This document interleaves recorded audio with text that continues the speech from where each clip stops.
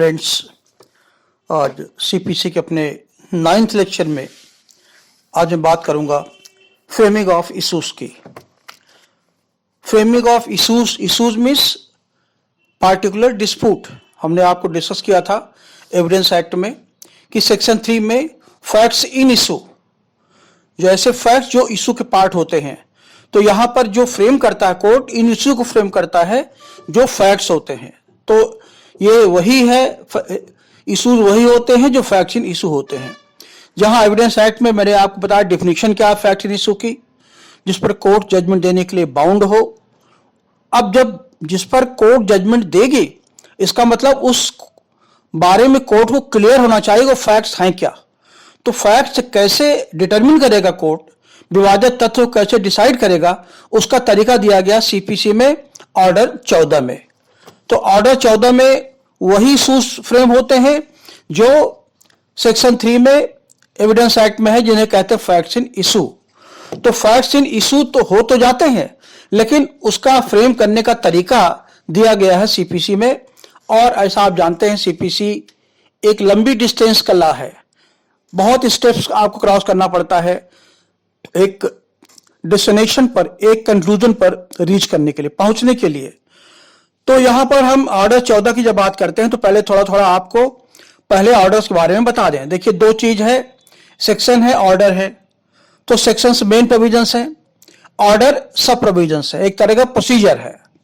तो ऑर्डर कैसे, ऑर्डर को याद करना थोड़ा डिफिकल्ट है। थोड़ा डिफिकल्ट इसलिए है क्योंकि ऑर्डर्स का जो नंबर है वो 51 है, बहुत ज्यादा है, और लंबे लंबे ऑर्डर हैं। जैसे मैंने बताया था आपको 21st ऑर्डर सबसे लंबा ऑर्डर होता है।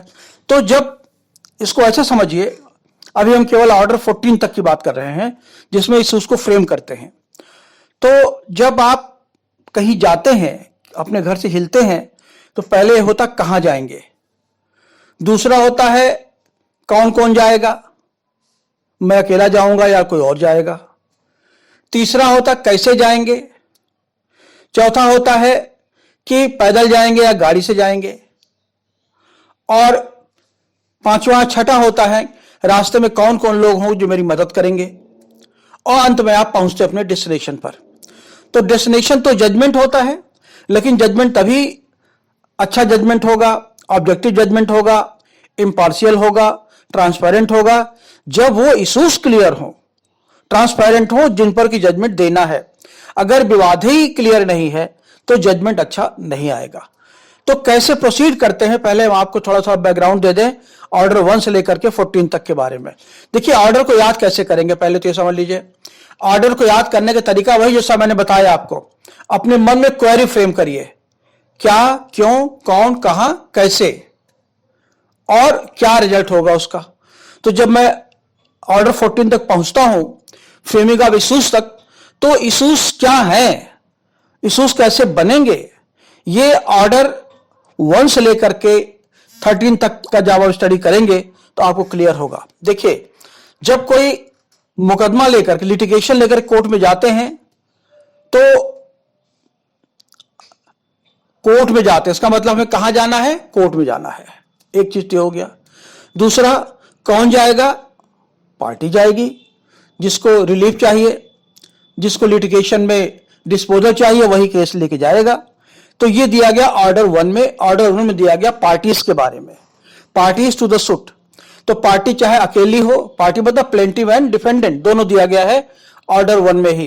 तो ऑर्डर 1 में जब एक पार्टी लेके जाती है उसे कहते हैं प्लेंटिफ। प्लेंटिफ क्यों कहते हैं, क्योंकि सूट प्लेंट पर ही होता है। जो आप देखेंगे ऑर्डर 4 और ऑर्डर 7 में, ये दोनों ऑर्डर, तो ऑर्डर 4 में यह बताया गया है कि प्लेंट साइंड होना चाहिए, प्लेंट डुप्लीकेट होना चाहिए, और ऑर्डर 7 में बताया गया है कि प्लेंट में क्या क्या लिखा होना चाहिए और कैसे कैसे प्रोसीड करना है। तो दो ऑर्डर्स हैं, they are related to the plants, order 4 and order 7। तो हम यहां जो बात कर रहे थे ऑर्डर 1 की, तो ऑर्डर 1 में पार्टीज हो गई और कोर्ट हो गई। जिस कोर्ट में ले जाना वो कोर्ट का पता होना चाहिए, और जो रिलीफ चाहता है, जो लिटिगेंट है, उसका पता होना चाहिए। इसीलिए जब पार्टी होती है तो पार्टी का नाम, पता, उनका एड्रेस, उनका सिग्नेचर, सब ऑर्डर 7 प्लेंट में लिखा जाता है। तो जो पार्टी लेके आती है उसे कहते हैं प्लेंटिफ। तो जब प्लेंटिफ अकेला हो उसे बोलते हैं प्लेंटिफ, लेकिन जब प्लेंटिफ कई हो उसे कहते हैं प्लेंटिफ्स। जब प्लेंटिफ से कई हो वादियों, तो वादियों के मतलब वादी सही हो, एक वादी है किसी कास्ट को लेकर के कोर्ट में जाता है, वो कहता नहीं, दूसरा कहता नहीं मेरा भी मैटर है, मैं जॉइंट फैमिली हमारी है, हम 5 भाई हैं, हम लेके जाएंगे। या एक आदमी आता कहता नहीं मैंने खेत को परचेस किया, मकान को, इस डिस्प्यूट में हम भी इंक्लूडेड हैं। तो जितने लोग इंटरेस्टेड होते हैं उस डिसीजन में या जिन पर डिसीजन का इंपैक्ट पड़ना है कोर्ट के, वो सारे लोग पार्टी बन जाते हैं, इनसे कहते हैं प्लांटिव पार्टीज। तो जो पार्टीज कहते हैं यही हाल डिफेंडेंट का भी है। अगर एक डिफेंडेंट है, मान लीजिए 4 लोग हैं, 4 लोग कहते हैं नहीं हम भी आएंगे, हम भी आएंगे, तो डिफेंडेंट्स हो गए, कई डिफेंडेंट्स हो गए। जब प्लेंटिफ्स और डिफेंडेंट्स कई हो गए, जहां भीड़ बढ़ जाती है वहां अनार्की हो सकती है। इसलिए जहां प्लेंटिफ्स और डिफेंडेंट्स कई होते हैं उन्हें कहते हैं को प्लेंटिफ्स एंड को डिफेंडेंट्स। और जब को प्लेंटिफ्स आ गए, को डिफेंडेंट्स आ गए, तो सही प्लेंटिफ होना चाहिए। प्लेंटिफ वही होना चाहिए जिनका उस सूट में इंटरेस्ट हो, या जो पार्टी लेके जाती है मेन पार्टी है उसके साथ वो जुड़ना चाहते हैं ताकि उनका इंटरेस्ट हर्ट ना हो, किल ना हो, जजमेंट के बाद उनका क्लेम बना रहे। तो अब यहां पर जब हम पार्टीज की बात करते हैं, प्लेंटिफ की बात करते हैं या डिफेंडेंट की बात करते हैं, तो देखे हैं ज्वाइंडर ऑफ पार्टीज। तो जब पार्टी सही ज्वाइंट होती हैं वही पार्टीज होती हैं जो जिनका इंटरेस्ट होता है, उसे कहते हैं ज्वाइंडर ऑफ पार्टीज। दूसरा होता है मिस ज्वाइंडर ऑफ पार्टीज। जब गलत पार्टी ज्वाइंट हो जाती हैं जिनसे कोई मतलब नहीं है, कोर्ट के प्रोसीडिंग्स को लंबा करने के लिए, बेवकूफ बनाने के लिए ताकि मुकदमा डिसाइड ना हो, उसे कहते हैं miss joinder of parties. Party से गलत हो दोनों साइड में, चाहे प्लेंट हो, चाहे प्लेंटिफ हो, चाहे डिफेंडेंट हो। और तीसरा होता है नॉन ज्वाइंडर ऑफ पार्टीज। जो पार्टी जरूरी है या जिन पार्टी को शामिल होना चाहिए उनको शामिल नहीं किया गया है, उसे कहते हैं नॉन ज्वाइंडर पार्टीज, और कोर्ट उनको ज्वाइन करा करके तभी जजमेंट आगे प्रोसीड करती है। तो ये दिया गया है ऑर्डर 1 में पार्टीज के बारे में। अब ऑर्डर 2 में क्या है? ऑर्डर 2 में जो आप प्लेंट लेके जाते हैं, जो आप सूट लेके जाते हैं, उसमें क्या होना चाहिए? उसमें वो मैटर होना चाहिए जिस पर आप रिलीफ चाहते हैं। तो कोर्ट जो ऑर्डर 2 है ये कहता है कि जब आप हमारे सामने आते प्लेंट लेकर के, या WSP अगर जवाब देना चाहता है तो वही बात कहिए जो बात रिलेवेंट हो, और एक बार जो कहना उसे कह दीजिए। जैसे मान लीजिए आप 2 इशू लेके जाते हैं तो कोर्ट कहता है कि दोनों इशू एक साथ कहिए।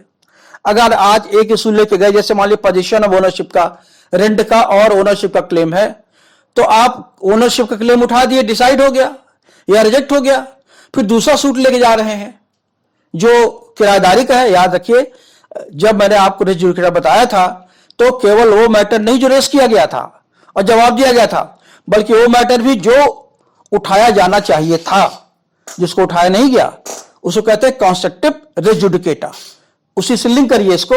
तो कंस्ट्रक्टिव रेस जुडिकेटा का मतलब होता है कि जो मैटर आप लेके जाना चाहिए था नहीं लेके गए, या गलत मैटर लेके चले गए। तो यहां पर ऑर्डर 2 ये कहता है कि जो मैटर कोर्ट के सामने लेके जाते हैं वो मैटर मटेरियल होना चाहिए, इशू मटेरियल होना चाहिए जिस पर आप रिलीफ चाहते हैं। दूसरी बात कि अगर आप उसमें कुछ बदल करना चाहते हैं, चेंज करना चाहते हैं, घटाना बढ़ाना चाहते हैं, तो कोर्ट की परमिशन लीजिए। अगर कोर्ट की परमिशन नहीं लेंगे, कुछ ऐड कर देते हैं, कुछ सब्सट्रैक्ट कर देते हैं, तो दोबारा उस पर सूट फाइल करने की परमिशन आपको नहीं मिलेगी, क्योंकि वो कंस्ट्रक्टिव रेस जुडिकेटा हो जाएगा। ये ऑर्डर 2 में दिया गया है। तो अब ऑर्डर 1 में क्या है? पार्टीज के बारे में कहा गया है। ऑर्डर 2 में क्या आ गया है? मैटर के बारे में कहा गया है कि मैटर एक साथ उठा दीजिए। ऑर्डर 3 में कहा गया है कि कौन लोग लेके जाएंगे, तो ऑर्डर 3 वकीलों के बारे में कहा गया है, एजेंट्स के बारे में कहा गया है, काउंसल्स के बारे में कहा गया है, प्लीडर्स के बारे में कहा गया है, जो लोग क्लाइंट के बिहाफ से, प्लेंटिफ या डिफेंडेंट के बिहाफ से कोर्ट में अपीयर होते हैं। और ऑर्डर 4 मैंने बताया कि छोटा सा ऑर्डर है जो प्लेंट के बारे में, प्लेंट में क्या क्या, प्लेंट डुप्लीकेट होना चाहिए, साइन होना चाहिए और प्रॉपर फॉर्मेट होना चाहिए। उसमें सारे कंटेंट लिखे होने चाहिए जो ऑर्डर 7 में मेंशन किए गए हैं। अब फिर जब आपने प्लेंट दाखिल कर दिया, पार्टीज आई, कोर्ट आया और इशू आ गया कोर्ट के सामने, तब क्या होना चाहिए? तब समन होना चाहिए, क्योंकि अब तो प्लेंटिफ आ गया, तो दूसरी पार्टी को जब आप इन्फॉर्म करेंगे तभी आगे बात आगे बढ़ेगी। तो ऑर्डर 5 में समन्स है, सेक्शन 27 में, अब इसको छोड़ दे रहे हैं अभी, कि जब आप प्लेंट दायर करते हैं, मुकदमा दायर करते हैं, तो मुकदमा दायर करने के 30 दिन पहले, 30 दिन के भीतर भीतर समन चला जाना चाहिए दूसरी पार्टी को, 30 दिन के भीतर भीतर। यह दिया गया सेक्शन 27 में। ऑर्डर 5 में दिया गया है समन कितने तरीके से जारी किया जा सकता है। तो ऑर्डर 5 में समन हो गया। ऑर्डर 6 में क्या हो गया है? ऑर्डर 6 में जनरल बात की गई है कि अगर कोई प्लेंट लेके जा रहे हैं तो उस प्लेंट में या WS फाइल किया, रिटन स्टेटमेंट फाइल किया डिफेंडेंट ने, तो उसमें क्या क्या होना चाहिए। याद करिए जब हम डिस्कस कर रहे थे रे जुडिकेटा, तो हमने बताया थे कि matter directly and substantial in issue. तो matter directly and substantial issue वही है जो ऑर्डर 6 में, जिसे कहते हैं मटेरियल फैक्ट। तो जब कोई प्लेंटिफ लेके जाए कोर्ट में तो मटेरियल फैक्ट लेके जाए। मटेरियल फैक्ट वो फैक्ट होते हैं जिन पर प्लेंटिफ रिलीफ चाहता है, जिन पर टिका होता है उसका मामला। और यही चीज डिफेंडेंट के साथ भी है। डिफेंडेंट में को मटेरियल फैक्ट का ही रिवर्ट करना चाहिए, मटेरियल फैक्ट का ही जवाब देना चाहिए। अगर वो इरेलेवेंट फैक्ट जवाब देगा तो कोई जवाब नहीं माना जाएगा। यह दिया गया ऑर्डर 8(3) में। तो ऑर्डर 6 में मटेरियल फैक्ट है, ऑर्डर 6 रूल 1 में, और ऑर्डर 8 रूल 3, 4 और 5 में मटेरियल डिफेंस है। तो अगर मटेरियल फैक्ट और मटेरियल डिफेंस, मटेरियल प्लेंट और मटेरियल डिफेंस होगा, तभी substantially and directly in issue कहा जाएगा, चाहे वो डिफेंस हो चाहे वो प्लेंट हो। तो अब ये देखेंगे, इसको कहते हैं प्लीडिंग जनरली। समान तौर पर क्या क्या आप लिखेगा, समान तौर पर प्लेंटिफ क्या लिखेगा और समान तौर पर डिफेंडेंट क्या लिखेगा अपने जवाब में। अब इसके बाद जब आप प्लेंट तैयार कर लिए, समन चला गया, तब साथ में अब यहां 7, 8 दोनों जो प्रोविजन दिए गए हैं वो बताए गए हैं 7 में कि प्लेंट में क्या क्या लिखा जाएगा, डिटेल प्रोविजन। और 8 में बताया गया है कि WS जब रिटन स्टेटमेंट आप फाइल करें तो क्या क्या लिखेंगे। तो 7 ऑर्डर 7 में प्लेंट और ऑर्डर 8 में WS और ऑर्डर 6 में प्लीडिंग जनरली। तो रिटन स्टेटमेंट हो गया। अब आप रिटन स्टेटमेंट आ गया, डिफेंडेंट भी आ गया। अब जब दोनों आ गए तब क्या होगा? तब हियरिंग होगी। ऑर्डर 9 में प्रोविजन दिया गया हियरिंग के बारे में। दोनों पार्टी आई। देखिए हियरिंग अभी ये फर्स्ट हियरिंग है। जब समन जारी हो गया तो डिफेंडेंट को जब आप समन जारी करेंगे तो पहली बार अपियर करेगा कोर्ट में, तो फर्स्ट हियरिंग होगी। तो नॉर्मली फर्स्ट हियरिंग में कोई केस डिसाइड नहीं होता, लेकिन कोर्ट अगर चाहे, अगर कोई दोनों में मतभेद नहीं है, अगर डिफेंडेंट सारा कुछ एडमिट कर लेता है तो फर्स्ट हियरिंग में ही डिसाइड होगा केस। खास और स्मॉल काजेस कोर्ट्स में, छोटे कोर्ट जो होते हैं, जो समरी ट्रायल होते हैं, उसमें बहुत इशू फ्रेम करने की जरूरत नहीं पड़ती, वो फर्स्ट हियरिंग में डिसाइड हो जाते हैं। लेकिन जनरली जो ऑर्डिनरी मैटर्स हैं वो फर्स्ट हियरिंग में डिसाइड नहीं होते। तो सेक्शन 9 में अब पहली हियरिंग हो गई, सेक्शन 7 में प्लेंट हो गया, सेक्शन 8 में डिफेंस ये WS हो गया, सेक्शन 9 में पहली हियरिंग हो गई। बिल्कुल क्रम से चल रहा सब। अब जब प्लेंट आ गया तो अब कोर्ट का रोल शुरू होता है। सेक्शन 10 में कोर्ट क्या करेगी? कोर्ट एग्जामिन करेगी दोनों पार्टी को, प्लेंट को भी और डिफेंडेंट को भी, कहीं अनर्गल तो नहीं है। अब यहां देखिए, अभी वो चाहे अकेले आए चाहे अपने विटनेस के साथ आए, यहां भी एविडेंस की जरूरत नहीं पड़ रही है, क्योंकि अभी इशू तो फ्रेम नहीं हुआ। अभी तो केवल पार्टी आ रही है, जा रही है, कोर्ट में प्रेजेंट हो रही है। तो ऑर्डर 9 में, रूल 9 में, सॉरी ऑर्डर 9 में पहली हियरिंग हुई। तो पहली हियरिंग में पार्टी आ गई। ऑर्डर 10 में कोर्ट ने एग्जामिन कर लिया। अगर एग्जामिन करने के बाद कोर्ट को लगा कि नहीं कुछ दम नहीं है, डिसाइड कर दो, डिसाइड भी कर देगा, formal disposal of the case हो जाएगा। अब जैसा मैंने कहा कि जनरली ऐसा होता नहीं है।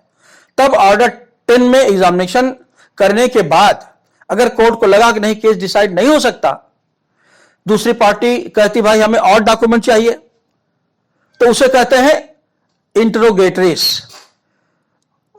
ऑर्डर 11 में जो डॉक्यूमेंट रिक्वायर्ड होता दोनों में से पार्टी को, उसे कहते हैं इंट्रोगेटरीज, मतलब रिक्वायर्ड डॉक्यूमेंट्स। तो कोर्ट ऑर्डर करता है इंट्रोगेटरीज देने का।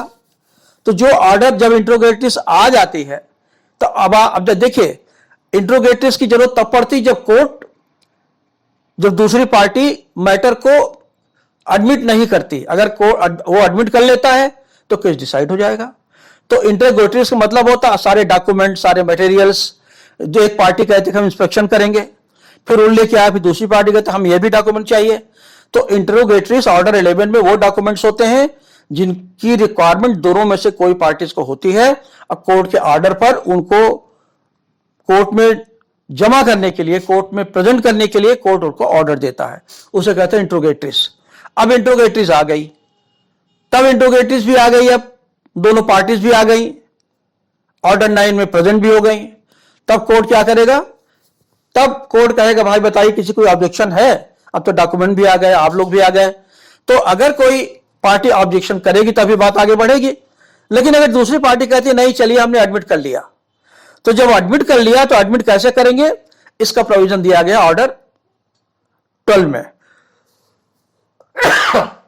तो ऑर्डर 12 में एडमिशन का प्रोसीजर दिया गया है। और आप देखेंगे कि ऑर्डर 12 के एक रूल 6 है, उसमें दिया गया है कि अगर कोई पार्टी उस प्लेंटिफ में जो फैक्ट इन इशू दिए गए हैं, जो फैक्ट्स दिए गए हैं, इश्यूज दिए गए हैं, उनको एडमिट करती है, तो कोर्ट उस एडमिशन के बेसिस पर केस को डिसाइड भी कर सकता है। अगर एडमिट नहीं करेगी तब बात आगे बढ़ेगी, दूसरी पार्टी ऑब्जेक्शन करेगी, तो ऑर्डर 12 में एडमिशन के बेसिस पर है। और ऑर्डर 13 में अगर एडमिट नहीं हुआ और डॉक्यूमेंट्स कोई आदमी प्रोड्यूस अब नहीं कर रहा है, एडमिशन भी नहीं किया, डॉक्यूमेंट्स कोई कमी रह गई है, तो कोर्ट जारी करती है order seizure, search and seizure की 13 में, इंपाउंड करने के लिए। किसी की प्रेमिसेस में पड़ा हुआ कोई नहीं दे रही है, घर पे छापा मारने का ऑर्डर दे सकती है कोर्ट कि अब मैंने ऑर्डर दिया था आपको कि आप डॉक्यूमेंट को प्रेजेंट करिए और आप प्रेजेंट नहीं कर रहे हैं, इसको आप कोर्ट में प्रेजेंट करिए। तो बाय कंपेल कोर्ट उसे डॉक्यूमेंट प्रेजेंट करने के लिए ऑर्डर दे सकती है उस पार्टी को जो पार्टी उसे डिपॉजिट करने से या जो पार्टी उसे कोर्ट में लाने से खतरा रही है। यह तरीका है सेक्शन 13 में। अब जब 13 हो गया तब अब इतने स्टेप के बाद आता फ्रेमिंग ऑफ इश्यूज। अब कोर्ट के सामने क्या हो गया? कोर्ट के सामने प्लेंट आ गया, कोर्ट के सामने WS आ गया, कोर्ट के सामने पार्टीज आ गई, कोर्ट के सामने डॉक्यूमेंट्स आ गए, कोर्ट ने एग्जामिन कर लिया, एडमिशन जिसको करना एडमिशन भी कर लिया, डॉक्यूमेंट कंपेयर करके मंगा भी लिया। अब इसके बाद रहता है कि सब पार्टी आ गई, अब कोर्ट इशू करेगा, फ्रेम करेगा इश्यूज को। तो जैसा मैंने कहा फ्रेमिंग ऑफ इश्यूज वही है जो फैक्ट इन इशू है। तो फ्रेमिंग ऑफ इश्यूज में ऑर्डर 14 में कोर्ट, अब यही ध्यान देने की बात है, कोर्ट फैक्ट फ्रेम करेगा, और जिसमें अब यहां अगर ऑर्डर 6 आप पढ़ेंगे तो आपको केवल फैक्ट रखने की पावर है, परमिशन है, न कि लॉ एविडेंस रखने की पावर। मगर कोर्ट को पावर है कि वो चाहे जो एविडेंस मांगे आपसे, जो फैक्ट मांगे आपसे, जो डॉक्यूमेंट मांगे आपसे, उस डॉक्यूमेंट को आप देंगे और उन्हीं डॉक्यूमेंट्स के बेसिस पर कोर्ट इश्यूज फ्रेम करेगी, इश्यूज को सेटल करेगी। तो ऑर्डर 14 में फ्रेमिंग ऑफ इश्यूज में आप देखेंगे ऑर्डर 14 में जो इश्यूज फ्रेम करती है तो उसको पहला स्टेप यह होता है, पहला इंपॉर्टेंट पॉइंट क्या है कि दो तरह के इश्यूज हो सकते हैं, इश्यूज ऑफ फैक्ट और इश्यूज ऑफ लॉ। दोनों कोर्ट को पावर है, दोनों इश्यूज ऑफ फैक्ट भी और इश्यूज ऑफ लॉ को भी या तो एक साथ फ्रेम कर सकते हैं या दूसरी डेट दे सकते हैं, उस डेट को एडजॉर्न कर सकती है और दूसरी पार्टी से कह सकते हैं कि आप इस दिन आकर के आइएगा, इसमें issue of fact involve, issue of law involve है। तो कोर्ट को पावर है दोनों इश्यू ऑफ फैक्ट और इश्यू ऑफ लॉ इन्वॉल्व के। नंबर 1। नंबर 2 दूसरा पॉइंट है ऑर्डर 14 में कि इश्यूज क्या है? इश्यूज वही है जो मटेरियल फैक्ट्स हैं, जो डायरेक्टली एंड सब्सटेंशियली फैक्ट है, जिनको एक पार्टी क्लेम करती है, दूसरी पार्टी जिसको डिनाई करती है। तीसरा पॉइंट यह है वो मटेरियल फैक्ट्स चाहे वो लॉ के हों चाहे उस इशू के हों, कोर्ट को दोनों पर फ्रेम करने की पावर है, क्योंकि कोर्ट लॉ में भी दूसरी पार्टी उस लॉ को भी चैलेंज कर सकती है और उस फैक्ट को भी चैलेंज कर सकती है। अगर चैलेंज नहीं करेगी तब क्या होगा, तब एडमिशन हो जाएगा, और अगर एडमिशन हो गया तो फैक्ट इशू तो हुआ ही नहीं, तो फैक्ट फ्रेम क्या करेगी, क्योंकि तब उसी एडमिशन के बेसिस पर कोर्ट जजमेंट देगी। तो इश्यूज तभी फ्रेम होंगे जब दूसरी पार्टी या कोई दूसरी पार्टी जो डिफेंडेंट है प्लेंटिफ के क्लेम को एडमिट नहीं करेगी, तब उसका एग्जामिनेशन होगा। एग्जामिनेशन करने के बाद तब इश्यूज फ्रेम होंगे, और इश्यूज फ्रेम होने के पहले कोर्ट क्या करेगी, जो पार्टी दोनों आएंगे ऐसे नहीं आएंगे, जो अपनी बात को रखेंगे ओथ पर रखेंगे, एफिडेविट पर रखेंगे, जो ओथ पर दोनों पार्टी जो बात कहेंगे कोर्ट इसी को, चाहे उनके प्लेन में कह दे, एक पार्टी साहब मेरे प्लेन पे लिखा हुआ है, दूसरी पार्टी कह दे प्लेन नंबर 5 नंबर 6 7 को हम एक्सेप्ट करते हैं, बाकी रिजेक्ट करते हैं, या अलग से प्लीड कर सकती है, कहती है हम अलग से इस पर बात करेंगे, अलग से बहस करेंगे। तो डॉक्यूमेंट पर, कंटेंट्स पर, प्लेंट के कंटेंट्स पर, अपने डिफेंस पर, जो उसने डिफेंस दिया है उस पर डिफेंडेंट आर्ग्यू कर सकती है। तो पहले प्लेंटिफ को अगर जरूरत पड़ती है तो कोर्ट प्लेंटिफ से कहती है भाई और क्लेरिफाई करिए इसको, तो प्लेंटिफ अपनी बात को क्लेरिफाई करेगा जो उसने प्लेन में दिया गया है, फिर डिफेंडेंट बोलेगा। जब दोनों पार्टीज अपनी बात कह लेंगी तब कोर्ट उनको सुनने के बाद तब डॉक्यूमेंट्स को एग्जामिन करेगी, जो कुछ कह रहे हैं वो सही कह रहे हैं या गलत कह रहे हैं। और इसके बाद अगर कोर्ट को लगता कि पार्टीज गलत हैं, गलत पार्टी जैसे मिस जॉइंडर ऑफ पार्टीज हो गई हैं, या मेन पार्टी जो है उसको ज्वाइन नहीं कराया गया है, उसको लाना जरूरी था चाहे एज ए प्लेंटिफ चाहे डिफेंडेंट, तो कोर्ट ऑर्डर दे सकती है कि अपने प्लेंट को अमेंड करिए।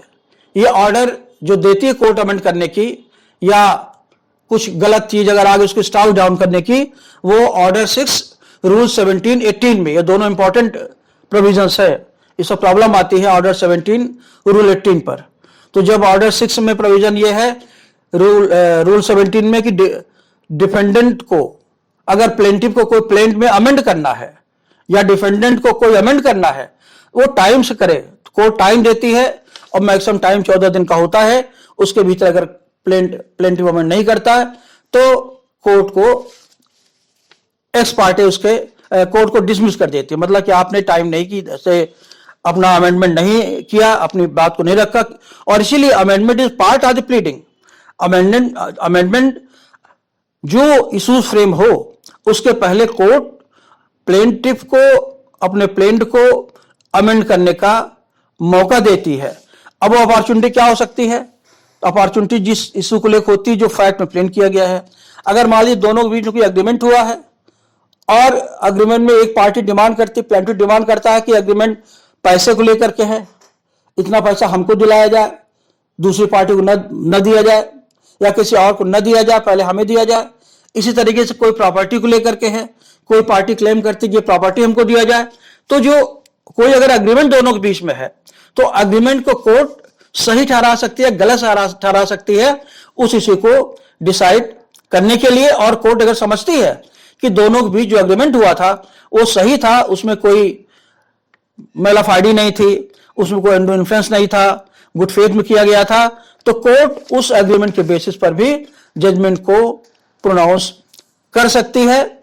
और जैसे मैंने बताया कि पार्टीज वही होती हैं जो प्लेंटिफ हो, डिफेंडेंट हो।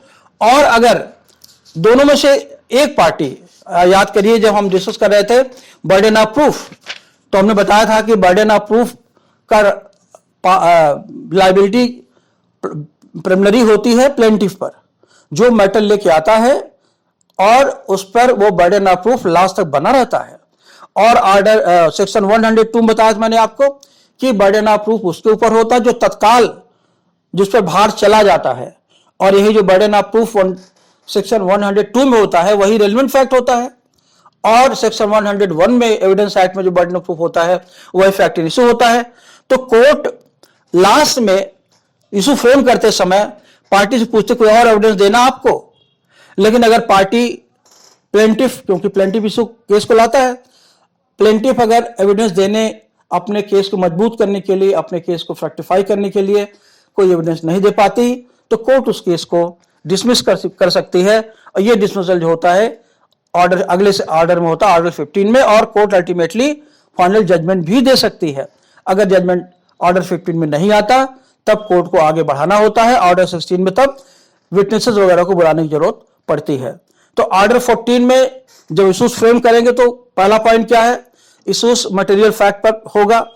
दूसरा पॉइंट क्या है, इशूज ऑफ फैक्ट या इशूज ऑफ लॉ फ्रेम करने के पावर कोर्ट को है। तीसरा, फ्रेम ऑफ इशूज फ्रेम करने के पहले कोर्ट दोनों पार्टीज को सुनेगी, एग्जामिन करेगी। अगर दोनों में से कोई डिपेंडेंट एडमिट कर लेता है तो एडमिट के बेसिस पर एडमिशन को कोर्ट रिकॉर्ड करेगी, ताकि अगर जरूरत पड़े उसी एडमिशन के बेसिस पर कोर्ट जजमेंट देगी। चौथा पॉइंट क्या है कि कोर्ट जिस डॉक्यूमेंट को चाहती है उसे कोर्ट में प्रेजेंट करना जरूरी होता है। अगर डॉक्यूमेंट नहीं लाया जाता है तो कोर्ट समझेगी कि हमको ये उसके जजमेंट उसके अगेंस्ट में एडवर्स प्रिजम्पशन कर लेती है। पांचवा पॉइंट क्या है कि जो डॉक्यूमेंट्स होते हैं कोर्ट उसकी स्क्रूटनी करेगी, डॉक्यूमेंट्स के रेफरेंस में ही एग्जामिन करेगी वो पार्टीज को। और पांचवा होता है प्लेंट को अमेंड करने की टाइम देती है कोर्ट। अगर प्लेंट अमेंड सब टाइम पे नहीं होता, जैसे मैंने बताया ऑर्डर 6 रूल 1718 में, तो कोर्ट केस को डिसमिस कर देती है। अदरवाइज जो अमेंडेड प्लेंट होता है उसी को प्लेन माना जाता है। सातवां पॉइंट क्या है, पार्टी शुड बी प्रॉपर, वही पार्टी होनी चाहिए जो इंटरेस्टेड पार्टी हैं, जिनको रिलीफ क्लेम करना है, और डिपेंडेंट वही होना चाहिए जिनके अगेंस्ट में रिलीफ क्लेम किया जाना है। बाकी पार्टी अनर्गल पार्टी मानी जाती है, मिस जॉइंडर पार्टी मानी जाती है, या जिस पार्टी को ज्वाइन करना चाहिए उसने ज्वाइन नहीं किया, इसे कहते हैं नॉन जॉइंडर ऑफ पार्टीज। और कोर्ट को परमिशन होती है कि उन पार्टीज को ज्वाइन करने का ऑर्डर दे, चाहे वो प्लेंटिफ हो चाहे डिफेंडेंट हो, जिनका उस मुकदमे में इंटरेस्ट है। और अगर पार्टी ज्वाइन मान ली नॉन जॉइंडर हो गया तो नॉन जॉइंडर का इफेक्ट ये पड़ेगा कि कोर्ट अगर मटेरियल फैक्ट कोर्ट के सामने नहीं आते तो कोर्ट इशूज फ्रेम नहीं करेगी, फर्दर नोटिस देगी या कोर्ट को डिसमिस कर देगी। और लास्ट में यह है कि अगर पार्टी जो प्लेंटिफ है अगर कोई एविडेंस देना चाहता अपने फेवर में तो कोर्ट उसको टाइम देगी एविडेंस देने का, और एविडेंस और जो प्लीडिंग्स होंगे, फैक्ट्स होंगे, उनको मिला करके तब कोर्ट डिसाइड करेगी कौन सा फ्रेम इशू होगा। तो इशू फ्रेम होने के पीछे इतना मटेरियल कोर्ट को चाहिए। इसीलिए जब इशू आर्टिकल 14 की हम बात करते हैं तो ऑर्डर 1 से लेकर के 13 तक भी इंपॉर्टेंट हो जाता है, क्योंकि जब तक कोर्ट के सामने वो सब डॉक्यूमेंट्स नहीं होंगे, प्रॉपर तरीके से फ्रेम रखे नहीं गए होंगे, तब तक इशू फ्रेम नहीं हो सकता। Thank you.